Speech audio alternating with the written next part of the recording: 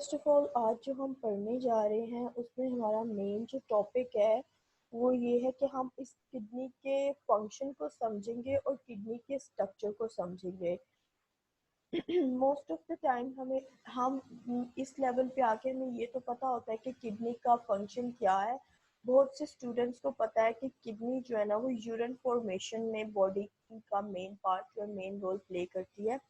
लेकिन आज हम देखेंगे कि वो किस तरह से बॉडी अपने डिफरेंट पार्ट्स के थ्रू वो बॉडी के अंदर एक बॉडी का एक बहुत मेन वेस्ट को एक्सक्रीट कराने में हेल्प करती है through the urine formation. As far as talking about the location of the kidney in the body, there are a pair of kidneys in every human body, and that are located at the back side of the abdomen and near to the center of the abdominal cavity. ये kidneys जो है वो हमारे digestive system से भी back side पे located होती हैं। अब जो लेफ्ट साइड वाली किडनी होती है वो थोड़ी सी हमारी जो है ना लेफ्ट किडनी थोड़ी सी हमारी हायर होती है as compared to right kidney. Right kidney थोड़ी स्लाइटली हमारी लोअर इन पोजीशन होगी। जैसे कि आप यहाँ पे देख सकते हैं कि ये जो हमारी पास जो हमारी लेफ्ट किडनी है, ये जो हमारी लेफ्ट किडनी है ये वाली, ठीक है, ये जो किडनी है ये हायर है और राइट किडनी जो है ना हमारी थोड़ी सी लोअर है। ठीक है, इन दोनों में ये डिफरेंस है।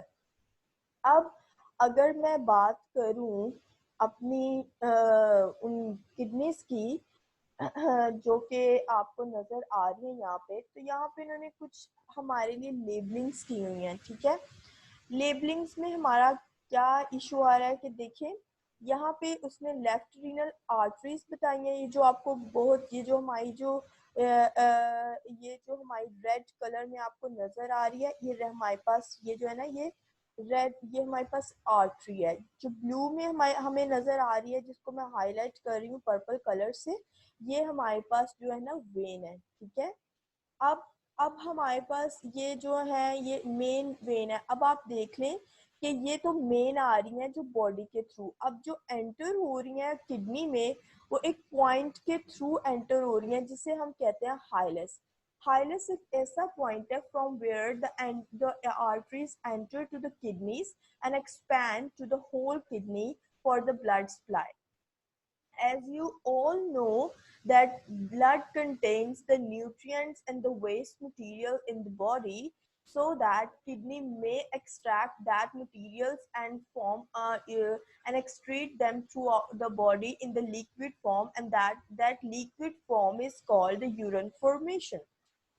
So here we are talking about the different parts of the kidney, and I am telling you the hilus. Hilus is a point from where the arteries enter to the kidney and expand to the whole kidney.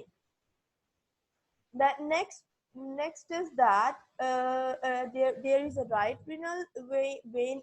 So there is a veins also enter through this point. Hilus sometimes is called as depression point. It is sometimes a cavity or a depression from where the arteries enter.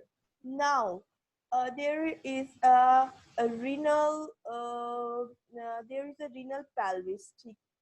Renal pelvis, renal pelvis are the point central cavity. Kidney में एक central cavity होती है जहाँ पे जब kidney अपना urine formation बना लेती है तो सारी किडनी के जो यूरिन फॉर्मेशन होती है, जो स्मॉल पॉइंट्स होते हैं यूरिन फॉर्मेशन के, वो यहाँ पे आके कलेक्ट हो जाते हैं। ठीक है, हम लोग सबसे पहले talking about the kidney, most important thing that we know कि हर चीज का बॉडी के अंदर एक फंक्शनल यूनिट होता है।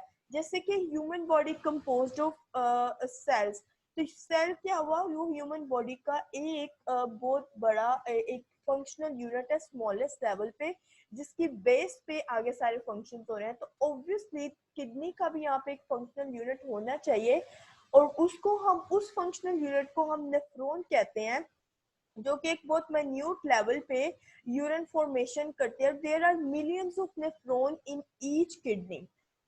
ठीक है, there are millions of nephron in each kidney.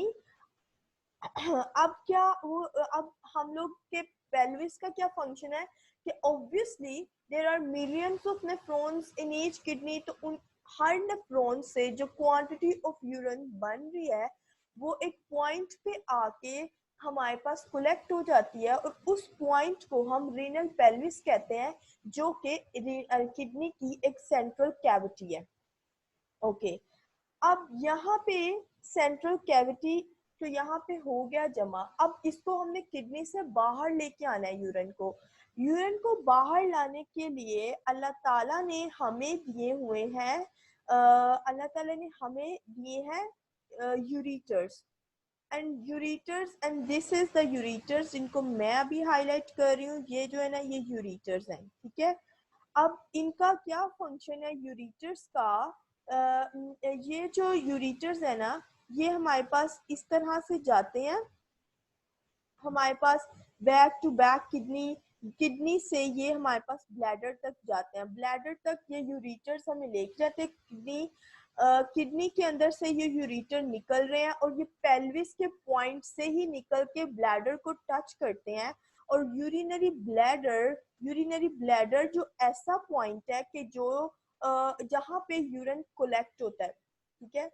Obviously अब आपको हर इंस्टिंक्ट पे जब यूरिन थोड़ा सा हुआ है तो अब आप हर टाइम तो वॉशरूम नहीं जा सकते, नेचर आपको हर टाइम तो इतनी मुश्किल में नहीं डाल सकती। सो देयर इज अ वे कि एक प्रेशर पॉइंट, जब एक लेवल ऑफ यूरिन हमारे ब्लैडर में कलेक्ट हो जाता है तो बॉडी अब एक रिफ्लेक्सेस शो करती है, एक प्रेशर डालती है कि now you this person needs to urinate and or excrete out the extra weight material। जब एक टॉक्सिक लेवल यूरेटर का भर जाता है, एक लेवल होता है थ्रेशोल्ड लेवल जो वो ले लेता है, तो अब उसके बाद उसने उस यूरेटर से अपने यूरिन को बाहर निकालना है। दैट इज वेयर कि हम लोग यहाँ से आता है।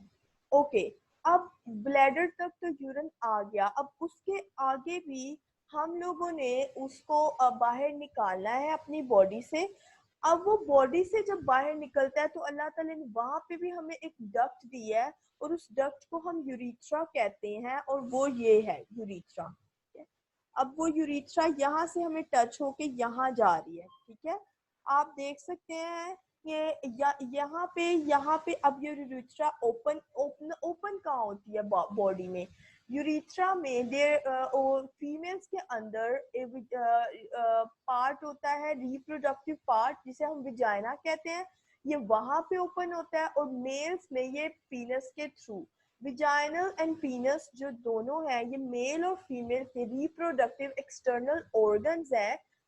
हमारी फीमेल्स के अंदर जो यूरिथ्रा है उसकी एक सेपरेट ओपनिंग होती है, लेकिन मेल्स के अंदर हमारे यूरिथ्रा की सेम ओपनिंग है पीनस के थ्रू ही।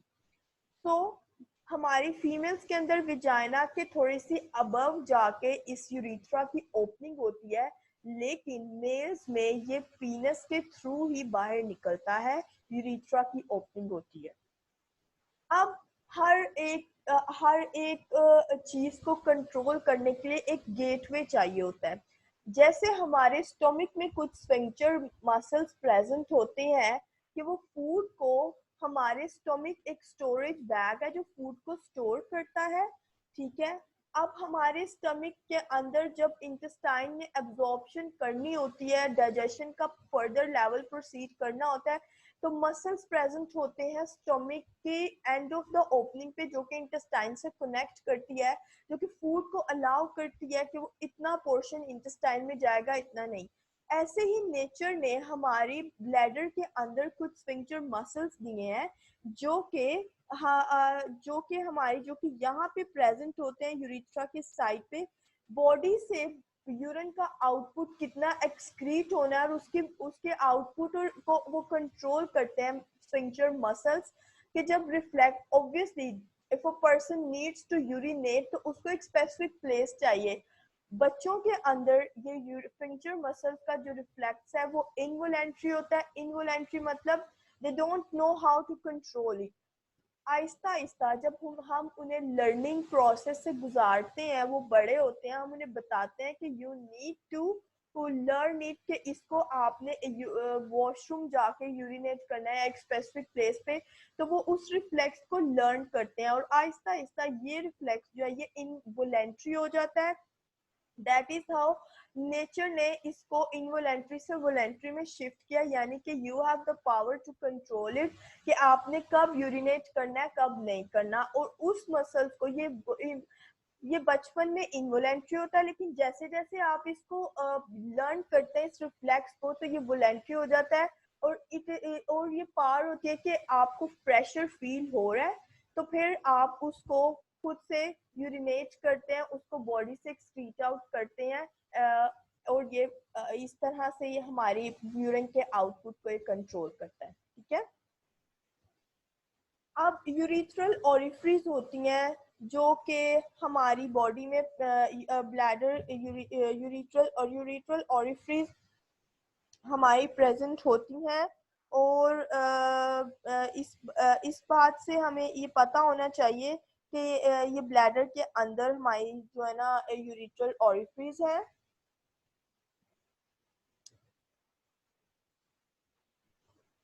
नेक्स्ट हम चलते हैं कि external urethral orifice. Wait for a while.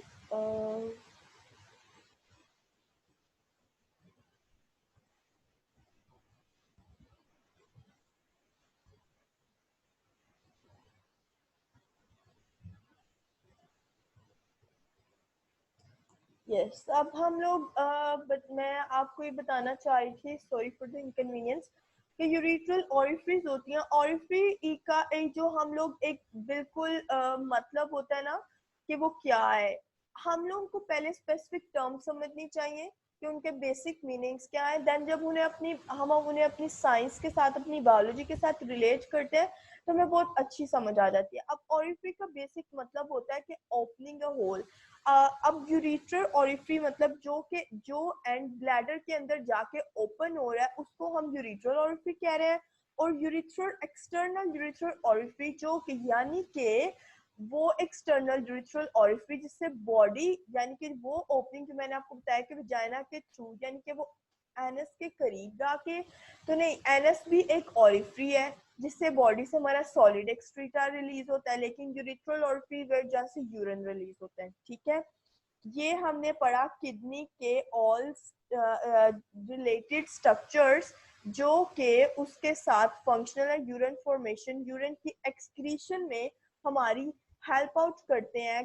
Kidney urine formation में हेल्प करती है, लेकिन ये जो मैंने अभी आपको उसके रिलेटेड स्ट्रक्चर्स बताए हैं वो जो है ना वो हमारी यूरिन की एक्सक्रीशन में हेल्प करते हैं। फर्दर हम मूव करते हैं अब अपनी नेक्स्ट की तरफ हम जाते हैं आगे आगे जाते हैं हम। तो हमारे पास आता है कि किडनी का क्रॉस सेक्शनल एरिया आता है हमारे पास, और अब हम इस एरिया को देखते हैं।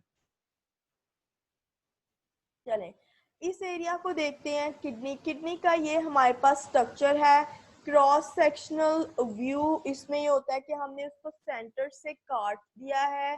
ठीक है, इसको हम ट्रांसवर्सनल व्यू भी बोल सकते हैं। इसको हमने सेंटर से काटा है, यानी कि पूरी किडनी थी हमने उसे हाफ कर दिया और इस व्यू में हमें सारा कुछ अंदर से किडनी का नजर आ रहा है। आप देख रहे हैं कि हमारे पास कुछ ऐसे स्ट्रक्चर्स हैं जैसे कि ये जिनको मैं अभी एक ग्रीन से हाईलाइट कर रही हूँ। ठीक है, ये समहाउ इनकी जो शेप है ना वो आपको एक पिरामिड की तरह नजर आ रही है। ठीक है, अब ये जो पिरामिड है ना हमारे पास किडनी के, अब ये एक स्पेसिफिक स्ट्रक्चर्स हैं जिनके अंदर हमारे पास मिलियंस ऑफ न्यूरॉन्स प्रेजेंट हैं। ठीक है, हमारे पास मिलियंस ऑफ न्यूरॉन्स प्रेजेंट हैं। अब अब सबसे पहले हम किडनी के रीजन्स की बात कर लेते हैं कि जो फंक्शनल यूनिट है किडनी का वो नेफ्रॉन है। और ह्यूमन किडनी के जो है ना वो टू उसके अंदर डिफरेंट रीजन्स होते हैं। आउटर रीजन को हम कहते हैं कॉर्टेक्स और इनर रीजन को हम कहते हैं मेड्यूला। जैसे कि इनर रीजन जो कि पिरामिड्स को जाके हिट कर रहा है, ठीक है, उस रीजन को मैं आपको यहाँ पे एरो से डिफाइन करती हूँ कि ये जो रीजन अभी मैं हाईलाइट कर रही हूँ, ये जो मैंने हिट किया है एरो से, ये मेड्यूला है। और ये जो मैंने आउटर रीजन है, ये जो है ना, ये कॉर्टेक्स कह रहा है इसको। आउटर रीजन जो कि यानी कि इस रीजन को भी ना, ये जो अभी मैंने एरो लगाया, इसको भी हम कॉर्टेक्स बोल रहे हैं, ठीक है। ये तो वैसे आपको बुक से भी, बुक वालों ने भी हाईलाइट किया हुआ है, ठीक है। मैं आपको आपकी बुक से इसलिए पढ़ा रही हूँ ताकि यू गेन बेटर अंडरस्टैंडिंग कि हमें किस तरह से आप जब उसे लर्न करें तो आपको बेहतर अंडरस्टैंडिंग हो और आप बेहतर सीख सकें। रीनल पायरामिड्स की अगर हम बात करते हैं तो इसके अंदर मिलियंस ऑफ नेफ्रॉन्स प्रेजेंट होते हैं। अब वो वाले नेफ्रॉन जो कॉर्टेक्स के एरिया में प्रेजेंट होते हैं उनको हम कॉर्टिकल नेफ्रॉन्स कहते हैं। ऑब्वियसली वो आउटसाइड ऑफ द किडनी के थोड़े आउटर पार्ट में है, थोड़े उसको इनर साइड पे नहीं है, कॉर्टेक्स के रीजन में है, तो हमने कॉर्टेक्स से उसे उनको नाम दे दिया कि वो कॉर्टिकल नेफ्रॉन्स हैं। लेकिन जो कि बॉर्डर के साथ साथ कॉर्टेक्स के अरेंज हैं, ठीक है। अब जो इनर मेड्यूला में है ट्यूबुलर सिस्टम के साथ, जिनका ट्यूबुलर सिस्टम, अभी मैं आपको जब नेफ्रॉन का आपको स्ट्रक्चर पढ़ाऊंगी तो मैं बताऊंगी कि वो कॉर्टिकल नेफ्रॉन्स और मेड्यूलर नेफ्रॉन्स में मेजर डिफरेंस क्या है। There is a tubular system in the nephron, तो वो नेफ्रॉन जिनका टेब्यूल यानी कि एक टेब्यूल सिस्टम हमारे कॉर्टेक्स तक महदूद है, लिमिटेड है, उनको हम कॉर्टिकल नेफ्रॉन कह रहे हैं। लेकिन जो नेफ्रॉन जिनका ट्यूबुलर सिस्टम पेनिट्रेट कर रहा है डीप इनटू द मेड्यूला, यानी कि inner part of the nephrons, यानी पायरामिड्स के अंदर तक वो जा रहा है, उसको उनका जो ट्यूबुलर सिस्टम है वो एक्सटेंसिव है, लॉन्ग है, उसको हम मेड्यूला नेफ्रॉन्स कह रहे हैं, ठीक है। आपकी बुक की एक लाइन है कि those arranged along the border of the cortex उनको कॉर्टिकल नेफ्रॉन कह रहे हैं। मेड्यूला जिनका with the tubular system looping down in the inner medulla, उनको हम जेस्ट्रा मेडुलर नेफ्रॉन्स कह रहे हैं, ठीक है। जिनका लूप हमारे पैरामिड्स में मेडुला में डीप जा रहा है, उसको उसने राइटर ने बुक में उसको स्पेसिफिक नाम दिया है और वो है जेस्ट्रा मेडुलर नेफ्रॉन, ठीक है। ये जो नेफ्रॉन्स है ना, ये स्पेसिफिकली इंस्ट्रूमेंट हुए हैं ताकि बॉडी जब डिहाइड्रेटेड स्टेट में हो जाती है, जब बॉडी में वाटर का लेवल कम हो जाता है और आप पानी कम पीते हैं, तो हमारी बॉडी जस्टा मेडुला नेफ्रॉन्स के थ्रू कंसंट्रेटेड यूरिन प्रोड्यूस करती है, यानी कि वो बॉडी के अंदर वाटर को बार बार एब्जॉर्ब करा के यूरिन का वॉल्यूम कम करती है। और आप देखते हैं कि उस कंसंट्रेटेड यूरिन का जो कलर होता है वो येलो होता है। उसका मतलब ये होता है कि उसके अंदर वेस्ट मटेरियल की क्वांटिटी ज्यादा है और उसके अंदर हमारे पास न्यूट्रिएंट जो एक्स्ट्रा जो वाटर का वॉल्यूम है वो कम है, जिसकी वजह से वो येलो कलरिंग आती है। वो ये इसलिए होता है कि बॉडी अपने वाटर के वॉल्यूम को बार बार रीएब्सॉर्ब करके यूरिन के वॉल्यूम को कम करती है और अपनी वाटर की जो उसकी रिक्वायरमेंट है वो उसे पूरा करती है, ठीक है। ये हो गया। अब हम लोग आगे चलते हैं कि हम लोग ये हमने किडनी का पढ़ा कि इसके अंदर ये जो आप देख रहे हैं ये किडनीज ईच पिरामिड के अलोंग जो है ये आर्टरी कैपिलरीज आपकी मूव कर रही हैं। पहले ये जो रेड कलर में है हमारे पास, ये जो है ये हमारी आर्ट्रियोल्स हैं, आर्टरीज के, और ये वेन्यूल्स हैं, ठीक है। आर्टरी जब आर्टरी और वेन अंदर एंटर हो गए किडनी के अंदर पिरामिड्स के अलोंग, उसको हमने आर्टरी से आर्ट्रियोल किया, स्मॉलर स्मॉलर वॉल्यूम डायमीटर की वजह से, और वेन्स को वेन्यूल। अब ये जो आर्टरीज और वेन्यूल्स है, यू नो कि कैपिलरीज का डायमीटर उससे भी छोटा होता है, जो कि उसके कॉर्नर्स और कॉर्टेक्स लेवल पे भी सराउंड कर रही है, ठीक है। मेड्यूला भी मैंने आपको बता दिया कि इनर पार्ट होता है रीनल पिरामिड्स। अब देखें ये जो हमारे पास पिरामिड्स के रेक्टेंगुलर थोड़े स्ट्रक्चर्स और रेक्टेंगुलर कह रही हूँ, ये जो हमारे पास राउंड शेप ये स्ट्रक्चर्स हैं ये वाले, इनको रीनल पिरामिड्स कहते हैं। रीनल पेल्विस उसने हाईलाइट करके बताया कि देखिए एक सेंट्रल कैविटी है जहाँ सारे नेफ्रॉन जो है वो हमारे पास यहाँ से यहाँ से यहाँ से यहाँ से आ रहे हैं, लेकिन वो यहाँ पे यूरिन कोलेक्ट हो रहा है। Got it. उसके बाद हम लोग अगर बात करते हैं, यूरिटर उसने बताया और कॉर्टेक्स बताया। नेक्स्ट जो है ना, हम अगर मूव करना चाहते हैं नेफ्रॉन के स्ट्रक्चर पे, तो मैं आपको ये बताना चाहूंगी कि नेफ्रॉन का स्ट्रक्चर कैसा होता है। मैंने अभी आपको बताया कि नेफ्रॉन के अंदर ट्यूबुलर सिस्टम्स होते हैं जिसकी बेस पे हमने उनको किसी के पास एक्सटेंसिव होते हैं, किसी के पास शॉर्ट होते हैं। अब जिनके पास शॉर्ट है जो कि आउटर किडनी तक यानी कि कॉर्टिकल रीजन तक है, उनको हमने बोल दिया कॉर्टिकल नेफ्रॉन्स। और जिनके लूप ऑफ हेनले, अभी मैं आपको बताती हूँ कि what is loop of Henle, वो जो है ना वो डीप पेनिट्रेट कर रहे हैं इनर मेडुला तक, तो हमने उसे जस्टा मेडुलर नेफ्रॉन बोल दिया। This is the structure of a nephron, and here I'm going to tell you about the things to highlight about the structure. First of all हमारे पास क्या है कि ये जो आप देख रहे हैं, अभी मैं इसको येलो कलर से हाईलाइट, अभी मैं इसको चले ग्रीन से कर लेते हैं फॉर बेटर अंडरस्टैंडिंग। और देखें ये बोमेंस कैप्सूल, ये जो आपको एक कप शेप नजर आ रही है, ये सबको ये कप शेप जो है ना इसको बोमेंस कैप्सूल कहते हैं। इसके अंदर ये जो कैपिलरी का सिस्टम जा रहा है, इसको हाईलाइट कर लेती हूँ मैं पर्पल कलर से। ये जो मैं अभी जिसके ऊपर लाइनें लगा रही हूँ, इनर साइड पे आपको नजर आ रहा होगा कि एक क्लस्टर्स ऑफ कैपिलरी है जिसको हमने कहा है ग्लोमेरुलस। बोमेंस कैप्सूल ये कप है जिसने ग्लोमेरुलस को कवर किया हुआ है, ठीक है। अभी इसका हम फंक्शन पढ़ेंगे कि इसका फंक्शन है क्या। उसके बाद यहाँ पे लिखा हुआ है efferent arterioles from the renal arteries. अब इफरेंट आर्ट्रियोल्स में क्या होता है कि वो आर्ट्रियोल्स जो के एफरेंट आर्ट्रियोल्स वो हैं जिन जो के हमारे बोमेंस कैप्सूल में एंटर हो रही हैं, उनको वो कहते हैं efferent arterioles. For example this way मैं एरो से शो करती हूँ, ये जो हमारी एंटर हो रही हैं, ठीक है। अब इफरेंट आर्ट्रियोल्स जो कि किडनी से बाहर आ रही हैं इस तरह से, ठीक है, ये जो मैं आपको टच कर रही हूँ ये राउंड सी शेप में आ रही हैं, ठीक है। इसको उसने बोल दिया कि ये इफरेंट आर्ट्रियोल्स हैं, ठीक है।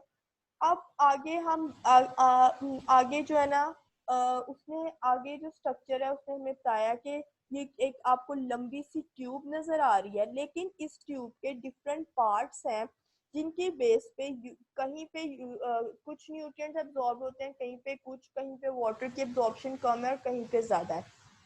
अब अब हमारे पास आ रहा है ये जो हम ग्लैमरल के बाद फोरन से देख रहे हैं, ये ऐसे ये जो हमारे पास आ रहा है, मैं आपको इसे ब्लू से हाईलाइट करती हूँ। दिस वन इज ये जो स्ट्रक्चर है ये राउंडेड शेप में, ये ऐसे, ये देखें ये नजर आ रहा है आपको गोल सा। इसको जो है ना इसको कहते हैं प्रोक्सिमल टेब्यूलर सिस्टम। अब ये कहाँ तक एंड हो रहा है, ये यहाँ तक एंड हो रहा है, ये यहाँ तक, जहाँ तक कि इसकी थिकनेस थोड़ी ज्यादा है, इसका डायमीटर थोड़ा ज्यादा है। उसके आगे हमारे पास स्टार्ट हो जाता है, यहाँ से लूप ऑफ हेनले स्टार्ट हो जाता है। हमारे पास लूप ऑफ हेनले स्टार्ट हो जाता है। अब इसके अंदर भी क्या होता है कि इस साइड पे यानी कि ये वाली साइड पे जो है लूप ऑफ हेनले, उसको कहते हैं हम डिसेंडिंग लूप ऑफ हेनले, ठीक है इसको।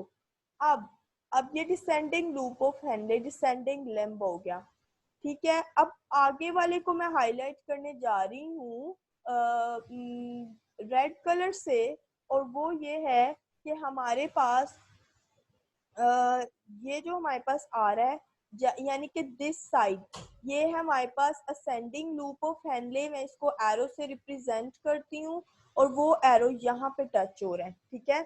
असेंडिंग लूप ऑफ हेनले यानी कि असेंडिंग लिंब और डिसेंडिंग लिंब, ठीक है ये। अब ये जो वेजा रेक्टा लिखा हुआ है ये क्या है, ये जो आपने एक्सटेंसिव हमारा देखा है कि ये जो हमारा कैपिलरी सिस्टम जो कि लूप ऑफ हेनले को टच कर रहा है, उसके राउंड अबाउट घूम रहा है, उस ट्यूबुलर सिस्टम को वो कह रहा है कि ये वेजा रेक्टा है। उसने उसको किडनी से, नेफ्रॉन से रिलेटेड एक नाम दे दिया और वो है वेजा रेक्टा नाम। ठीक है, वेजा रेक्टा का नाम दे दिया उसने हमें। उसके बाद हम आगे मूव करते हैं तो ट्यूब का डायमीटर फिर से थोड़ा बढ़ जाता है, और वो फॉर एग्जांपल मैं इसको शो करती हूँ थोड़े से इस पर्पल कलर से, और वो ये है। यानी कि ये जो है ये हमारे पास इसको कह रहे हैं डिस्टिल टेब्यूल, डिस्टिल टेब्यूल। ठीक है, इसका थोड़ा सा, अब ये कन्व्यूलेटेड का वर्ड उसने यहाँ पे आगे आपकी बुक में यूज किया हुआ है। कन्व्यूलेटेड मतलब वो काफी ज्यादा उसकी कन्वर्जन है, ये देख रहे हैं आप। मैं इसको ऐसे ऐसे थोड़ा सा साथ साथ घुमाती हूँ, आपको पता चल जाता है ये कन्व्यूलेशन होती हैं। ठीक है,